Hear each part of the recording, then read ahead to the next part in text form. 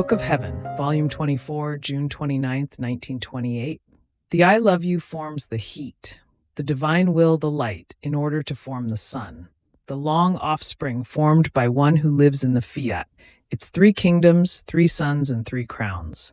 How faith will no longer be shadowed. I was doing my usual acts in the divine Fiat, and for each created thing I repeated my long sing-song of my I love you.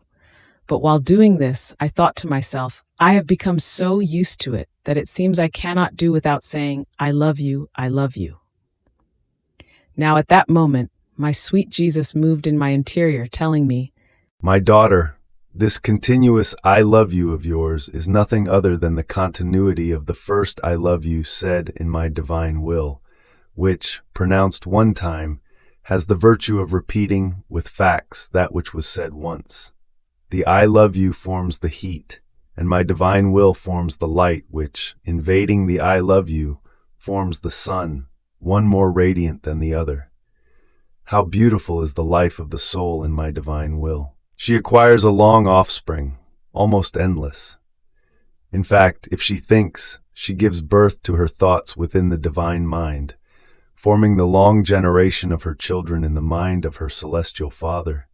If she speaks, she gives birth to her words within the Word of God, forming the long generation of the children of her Word. If she operates, if she walks, if she palpitates, she gives birth to her works within the hands of her Creator, her steps within the divine feet. Her heart beats within the paternal heart, forming the long generation of the children of her works, of her steps, and of her heartbeats. What an endless generation one who lives in my will forms for her Creator. She is the populator and the fecund mother that keeps the one who created her always in feast, because each child is a feast that God feels being given birth within his womb by one who lives in his will. And all moved, he repeated, How beautiful she is! How beautiful is the newborn of my will! In her littleness, she would want to engage in a competition with her Creator. She would want to give him the occasion to always smile and with childlike surprises capture him so as to be always gazed upon, to show him the long generation of her children. And as though fainting with love, he remained silent. But a little later he added, My daughter, the creature has 3 kingdoms in her soul, which are her 3 powers. These can be called the capitals of these 3 kingdoms, while all the rest of the creature, words, eyes, works, steps, are cities, villages, rivers, seas, and territories that form these kingdoms. The heart itself cannot be called a capital, but the most important city of communication for the others. Now, in a war, if the capital is conquered, the war ends, because all other cities are conquered along with the capital. Now, if my will arrives at taking over the 3 capitals of these kingdoms, raising its throne in them, all the other cities will be conquered and dominated by the supreme Fiat. How much glory these kingdoms will acquire! They will be the happiest, the richest, and most populated ones, because the one who rules them and dominates them is the invincible, the strong, the powerful. No one will dare to molest and disturb their order. Everything will be peace, joy, and perennial feast. So, those who live in my divine Fiat will possess 3 sons, one more beautiful than the other, 3 peaceful kingdoms, enriched with all the joys, harmonies, and happinesses, and they will be crowned with 3 crowns. But do you know who will crown the forehead of the children of my will? The sacrosanct Trinity, enraptured by their likeness, which they infused in them in creating them. Seeing that our Fiat has raised them and formed them as we wanted, and wounded at the sight of our own features in them, the ardor of our love will be so great that each of the 3 divine persons will place his own crown as the special distinctive sign that they are children of our divine will. Then I was feeling so immersed in the supreme Fiat that I felt like a sponge soaked with its light.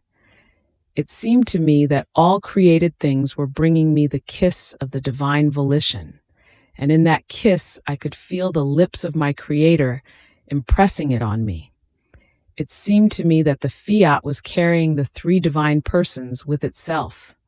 Now, while I was feeling my mind dissolved in the light of the Fiat, my sweet Jesus came out from within my interior and told me, My daughter, when my will has its kingdom upon earth and souls live in it, faith will no longer have any shadow, no more enigmas, but everything will be clarity and certainty.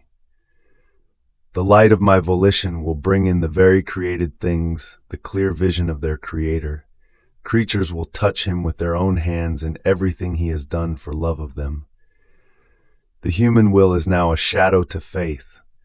Passions are clouds that obscure the clear light of it, and it happens as to the sun when thick clouds form in the lower air.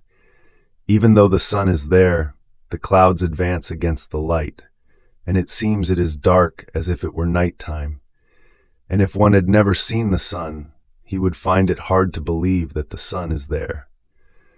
But if a mighty wind dispelled the clouds, who would dare to say that the sun does not exist, as they would touch its radiant light with their own hands?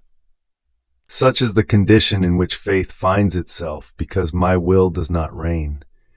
They are almost like blind people that must believe others that a God exists. But when my divine Fiat reigns, its light will make them touch the existence of their Creator with their own hands. Therefore, it will no longer be necessary for others to say it. The shadows, the clouds, will exist no more. And while he was saying this, Jesus made a wave of joy and of light come out of his heart, which will give more life to creatures. And with emphasis of love, he added, How I long for the kingdom of my will. It will put an end to the troubles of creatures and to our sorrows. Heaven and earth will smile together. Our feasts and theirs will reacquire the order of the beginning of creation. We will place a veil over everything so that the feasts may never again be interrupted.